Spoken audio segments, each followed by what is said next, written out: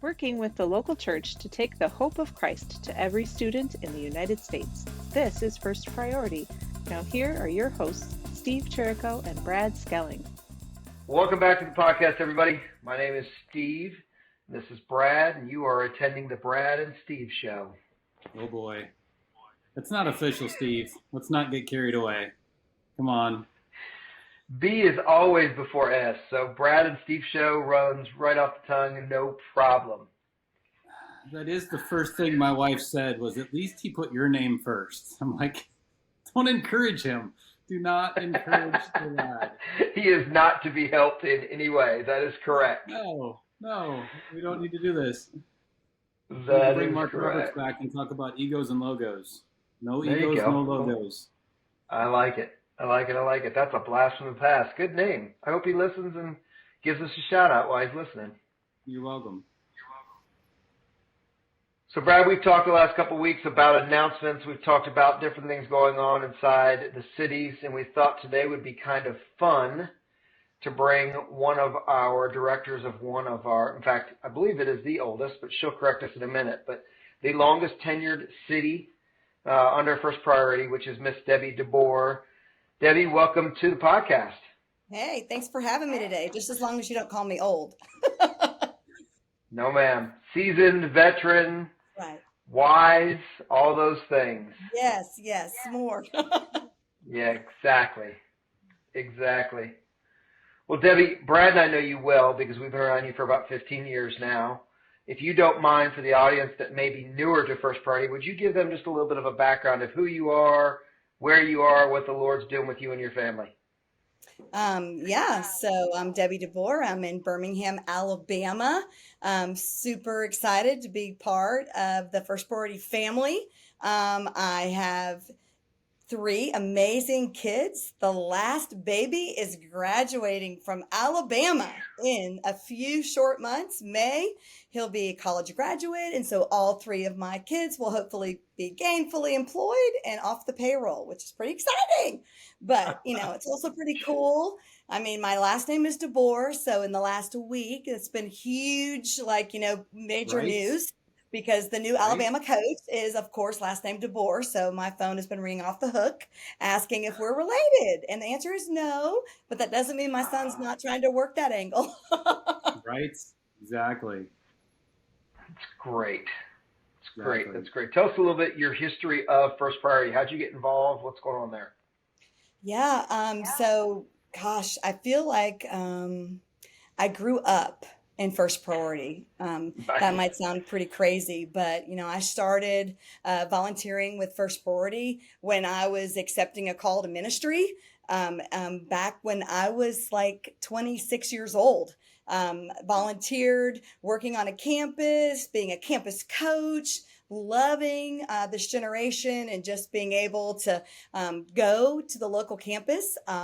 Was serving as a local youth pastor at the time and just really heard the Lord say, why do we expect this generation to come to us when he is giving us an opportunity to go to them?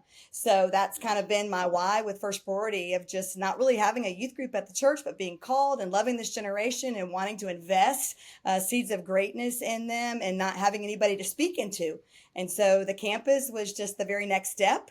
And so 27 years ago, I walked on to Oak Mountain Middle School, and I am still there today, not necessarily in a campus coach capacity, but whenever I show up, I just kind of take over that role. But cool story that's really dear to my heart is when I walked on the campus 27 years ago, I met this amazing young woman named Brooke. And in fact, I named my second child after her. She was such an impressive young lady, loved the Lord, just really had this standard in her life of just no compromise, and just really loved getting to know her. She was in my life. I kind of discipled her. She would ask me all the time, people would ask her, "Who's your youth pastor? Who's your youth pastor?" She goes, "Well, which one? My one on the campus or my one at my local church?" So she was blessed to have two people that spoke into her life. And we kind of tracked all the way through her high school journey, as well as her middle school journey, her college journey. She came back, graduated from college with a music degree from Belmont College, Belmont University in Nashville, and was basically working as a local music teacher here at one of our schools. Became, of course, a teacher sponsor in First Priority. Then she's an administrator at a school, allowing us to come in to be able to start an elementary club at her school. And the coolest part of the whole story, and why I share that, is now on my leadership team at Oak Mountain Middle School, I have two of her children on my leadership team where I first met their mom. And so that's just full circle story. I'm not going to tell you how old I am, but that just shows you, after 26 years of serving in this ministry, like, we get to see the second generation, the third generation. It's just incredible, just to be a part of what God's doing. So cool. That is great. And I just got your email. You guys are growing and expanding. Your team's expanding. The club influence. Yes. Give us a couple of stories from this year. What's God got going on in Birmingham this year? Oh, wow. This year. Okay. So I guess if we even want to talk post-COVID anymore, basically we went from nothing to, relaunching campuses all across the city. In our healthiest of states, 250 back when it began 33 years ago, when the movement was birthed right here in Birmingham. Now we're currently at 136 campuses. And when we say 136 campuses, we can actually tell you every single detail about every single campus. There is so much reporting on the health and the multiplication of every one of our campuses. Never have we had such an incredible reporting system set up, including rewards for different schools that we draw names every month to be able to give them breakfast and free resources just for all the constant reports. When I say reporting has become such a major thing in our city, we have thousands upon thousands of reports every single month from all of our clubs, telling us literally every single story, heartbeat of what God's doing in the lives of students all across our area. So super excited. I have had the privilege of being on staff with First Priority for a long time. And in that, we've had a lot of transition. So, we had Jody joined our team 2 years ago as our regional coordinator, doing an incredible job. And so we were kind of only two full-time people that were running crazy with like 97 campuses. And then since then, the Lord's just blessed us and just given us a vision to complete the city, which is 272 campuses, 163,969 kids. And we want to reach every last one with the good news of Jesus. So we have like a 5-year plan to start 30 new campuses every single year to finish the city in 4.5 years. So super excited about what God's doing, continuing to add 30 new campuses every year. And with 30 new campuses every year, we're just believing God to provide. So we're hiring staff. So it's just been exciting. Now we're at 4 full-time staffers that my heart has been, I grew up in First Priority and have such a heart for this generation, but let's face it, I'm mom a lot of times when I enter a campus. I'm the nurturer, probably their parents' age. So it's just kind of given me a little bit different capacity just to be able to love on kids in a different way. But my heart's been, God, we want the next generation. So the last two people I've had the privilege to hire are the next generation. So one of them is literally 27 years old, which is how old I was when I joined First Priority and got involved in the movement. And we just hired a 24-year-old straight out of Bible college. And it's just exciting just to be able to, number one, pour into them and see them develop, but also to sit back and watch just the favor and the anointing of God upon their lives just to minister to these kids. And so it's just exciting. I mean, I just can't wait every day to get up and go to work. I mean, I know that sounds crazy, and most people envy. I can't believe you have a job that you get up every day loving to go to work. I'm like, yeah, when you're in your calling and doing what God's created you to do, it's not work. It's just the greatest adventure of the Christian life. So I'm really blessed. One of the things that you haven't even mentioned yet are some of the other seeds that have been planted over the 33 years. As you're talking about numbers, and I don't remember all of them that are there, but yeah, when you talk about the capacity, I think you mentioned a number that was 300 plus, and then now you're talking 200 some. And if anybody caught that, I don't know if I'm interpreting it correctly, but back in the day, you were in Huntsville, you were in Southeast Alabama, and those have split off. So we're still working with those down in Southeast Alabama. You're working with the kids. I'm working with John Mark and the adults.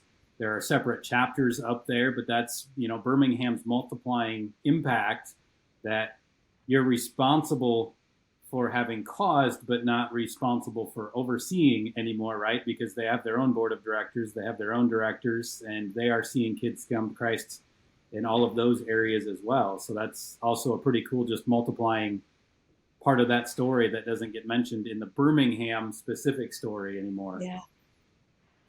Yeah, So it's funny how, just like, add that First onto Priority, we were incorporated as First Priority of Alabama, which we call ourselves Greater Birmingham. But, I can't tell you, Brad, how many phone calls we still get.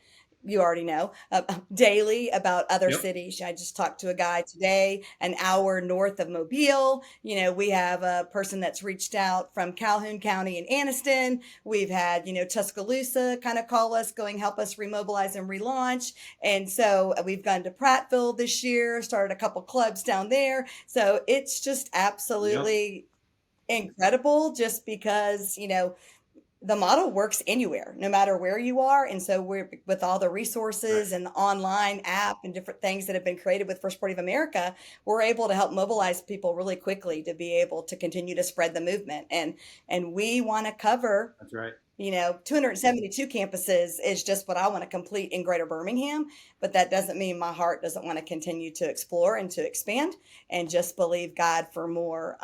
We have a heart for elementary schools as well as all of our middle school and high schools, and that number continues to grow every single day. And it's just exciting to be able to see how this semester, we've trained over 479 student leaders, and we've seen 422 kids pray to receive Christ. This morning, I was at a school, walked through the plan of salvation. It happened to be a kids' school this morning, and had 4 kids pray to receive Christ this morning, saying yes to Jesus, and coming up afterward telling me that was the first time they had surrendered their heart. So it was just really exciting just to be a part of seeing these kids go into the calling that God has for them. So I'm going to pick on you a little bit, Debbie, because all of those numbers are incredible, and we thank God for them, right?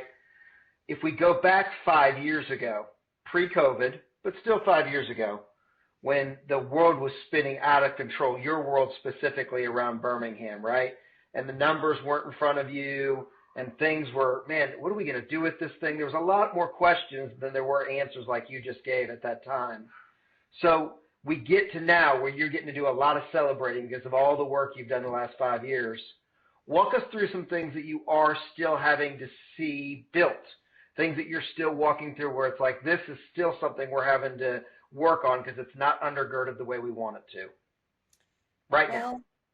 I think everything rises and falls on leadership. So I believe with all of my heart that God wants to pour out his spirit in such a powerful way on this generation. And the sad part is there's still a lot of people that don't partner with local First Priority campuses. So I think our biggest hurdle in continuing to be our, potential opportunity that we have as we get to go share with churches every single day is the opportunity to be able to continue to guide and instruct and direct students on how to be able to change the spiritual atmosphere at their school. And I think that so much of our leadership teams, the strength that we're seeing now with all the fruit is because we're really spending hands-on time developing our leadership teams and giving them more. They have such a hunger for discipleship. And on one hand, that's super exciting. But on the other hand, it's like there's not enough hands to be able to do all the work. So, being able to go share with different churches. I was with a church last Thursday night just about how God is pouring out his spirit at this one campus where there's a campus coach and there's a teacher sponsor and there's an awesome leadership team. And the principal gives us academic time to be able to have leadership team meetings in their academic day so that we can further equip them to empower students to take the forefront and lead. And he goes, okay, well, what about the next school? And I'm like, they don't have a coach. What about the next school? They don't have a coach. And so like their eyes were completely being opened to, okay, well, how many churches, like how many schools can our church adopt? And I'm like, well, you know what? I'm going to give you a list. So we've conducted a prayer list that we've started where Jody and Sunny on our team just been incredible, where we're able to give a list of every single school to intercessory prayer teams all over our city that literally has every day and time a club meets. And so they're praying the day before the clubs meet. And then we also on that list have every single campus where there's not a first priority club. And so my heart is, why are we not mobilizing the church, not just with their youth ministries and children's ministries, but their lay ministry, going, where do you have a job? Where are you surrendered and like sanctioned around a school that you, with 30 minutes of time once a week, could invest in developing the next generation of leaders and be a coach to some of these campuses that are desperate and hungry, but we don't have enough feet on the ground to be able to get everywhere. So it's just kind of getting them to have that paradigm shift of looking at the opportunities that are in front of them and how they can mobilize their church to be about the Great Commission and to go therefore and make disciples. And so I'm hoping that a lot of people are catching my fire. But like I said, passion is caught, not taught. So, I can champion this cause all day long, but the moment that they step one foot and take a step on that campus and meet one student, we actually had a Church of Christ that partnered with us last year.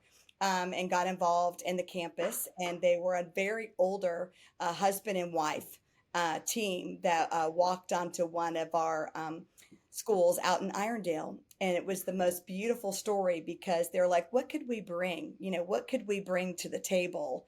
As we're grandparents, we're elderly, we don't even know about what this generation needs and wants. And we're like, what? We just need your presence. And they showed up on that campus the very first day, and one of these little girls came up to her and goes, would you be my grandma? And I promise you, that's all that they had to say. And they have not missed a day at that campus because they have been able to love on these kids. They bring breakfast. She makes homemade muffins for them, and she cares for these kids. And they're the campus coaches of this middle school group. And it doesn't matter how old you are, as long as you have a heart for people and can love people and like let the Lord take your hands and be able to utilize him and what he's calling you to do.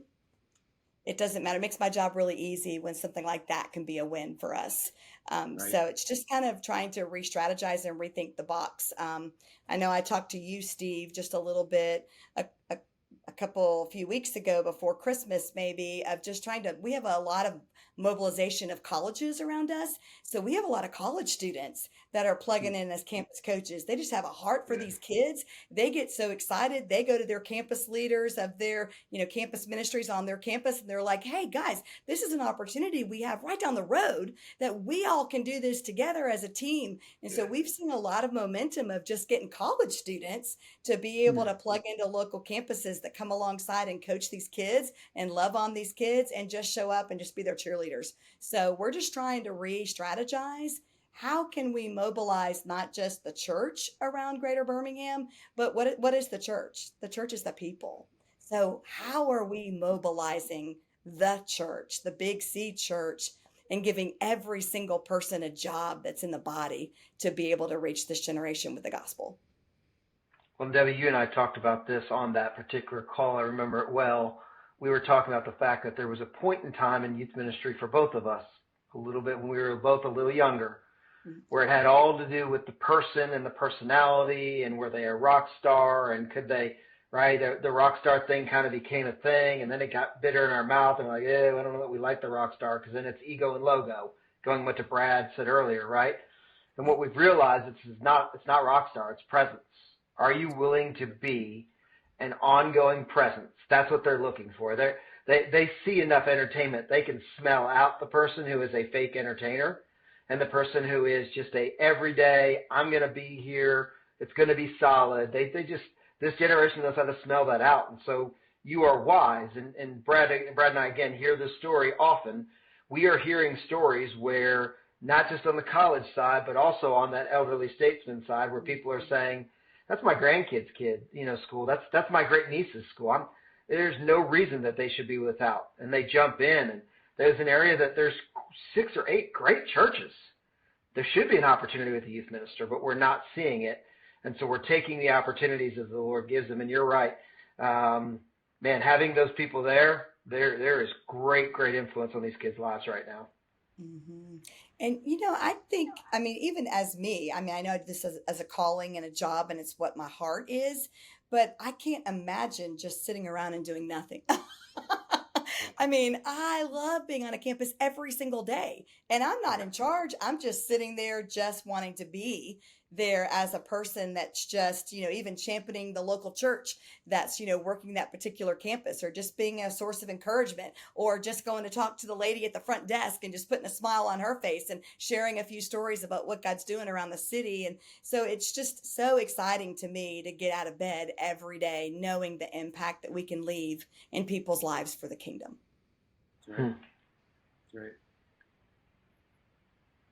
Well, what I'm thinking about right now, we're impacting the kingdom. The first scholarship application, we didn't do any announcements before we got into the interview, but the first scholarship application came in from Birmingham this spring.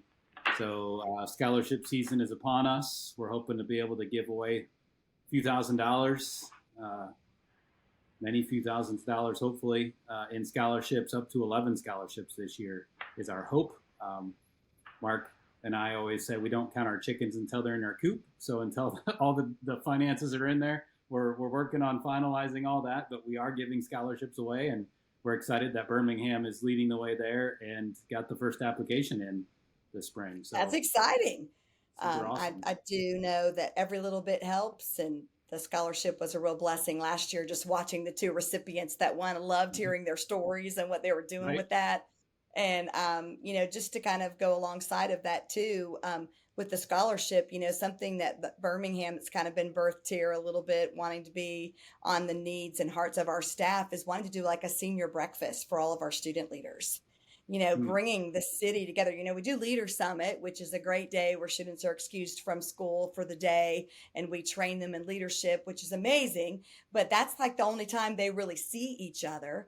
But this past year, God's just really sparked a movement amongst our high schools where Calera High School, which is one of the schools here in Shelby County, really wanted to do a nighttime event. They really had a heart for their school. They had 100 people coming to First Priority, which was amazing, but they want to reach their campus, which is like 1,300 kids. And so they planned a 3-hour event on a Saturday night called Arise, and wanted just to be able to worship and have different students speak to their generation about going after the Lord and what that meant and what it looks like in their life. So they had about 200 people, a little over 200 people show up.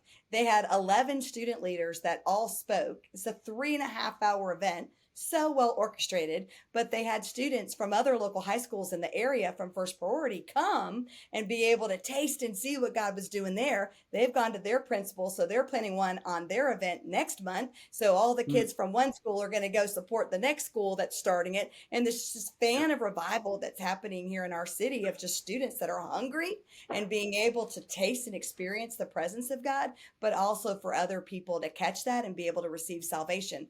And so we're trying to think, how can we continually bring these kids together? Because, leadership, when you bring student leaders that have, a voice to be able to speak what God's doing on their campus, and you put them in the room together, that like momentum catches like fire for other students and sparks so many ideas. And so that's just, we can't keep up with that right now, which is amazing. But just trying to be able to get out of their way to be able to let them reach their generation with the good news of Jesus, and then, want to celebrate them. So trying to think of how we can honor our seniors, not just with a scholarship, which is amazing, but also kind of bringing them together at a senior breakfast and letting them share all that God's done, and just being able to champion that cause of faith for their peers to be able to get excited as they move to the next chapter of their life, when it becomes a little bit more intentional about living for Jesus on the college campus, that they want to continue to see change come there.